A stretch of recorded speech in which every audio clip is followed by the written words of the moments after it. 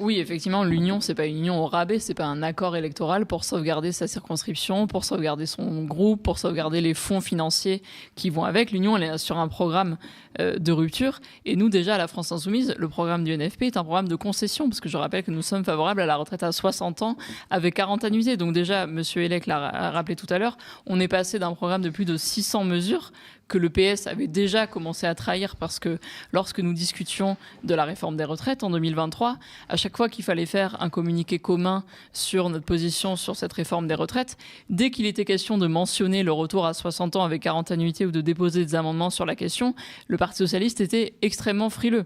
Et là, ça continue aujourd'hui. Dans le programme du NFP, on a pareil, l'abrogation de la retraite à 64 ans et le retour vers 60 ans avec 40 annuités. Donc quand on en vient ensuite à la suspension de plus en plus courte, plus se satisfaire d'une conférence de financement, effectivement, il y a un terrible reniement qui va à l'encontre à la fois des engagements pris, mais aussi à l'encontre de l'opinion publique. Et c'est désastreux de se tirer une balle dans le pied comme ça. Quand plus de 70% des Français sont pour l'abrogation, que 93% des actifs sont pour l'abrogation, que l'intersyndicale était pour l'abrogation, quel est l'intérêt d'aller perdre son temps dans des négociations avec des gens qui disent dès le début qui ne reviendront pas sur les 64 ans. Et au-delà de M. Hollande, il y a un gros problème pareil avec M. Rousseau. M. Rousseau a encore dit en début de semaine, lui qui était le directeur de cabinet d'Elisabeth Borne pendant la réforme des retraites, qu'entre 62 ans et 64 ans, il y avait 63 ans.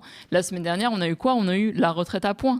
Le monsieur Kanner, le président socialiste au Sénat, qui commençait à en discuter, c'est-à-dire la réforme d'Édouard Philippe de 2023. Donc quand on en vient quand on passe de l'abrogation de la retraite à 64 ans à la retraite à points, ce qui est aussi un risque de la conférence de M. Bayrou, parce qu'on l'a pas dit, le but, la manœuvre de M. Bayrou aussi, à travers cette conférence de 3 mois pour discuter, c'est aussi potentiellement d'obtenir un accord entre le MEDEF et certains syndicats pour discuter de la retraite à points, qui sera évidemment mise dans les discussions, et ensuite, pourquoi pas, aller vers la capitalisation.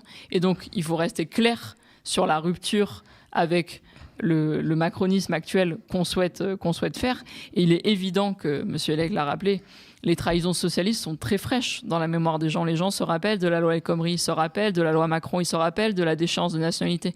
Quand ils voient M. Valls, qui a été le premier ministre de Hollande, son ministre de l'Intérieur, qu'il est là au gouvernement à Mayotte en train de demander la suppression du droit du sol, il y a une terrible continuité entre Emmanuel Macron, qui était le ministre de l'économie d'Hollande, M. Valls, et le macronisme d'aujourd'hui qui s'extrême droitise chaque jour et contre lequel nous devons avoir aucun reniement et aucune suspicion de complicité.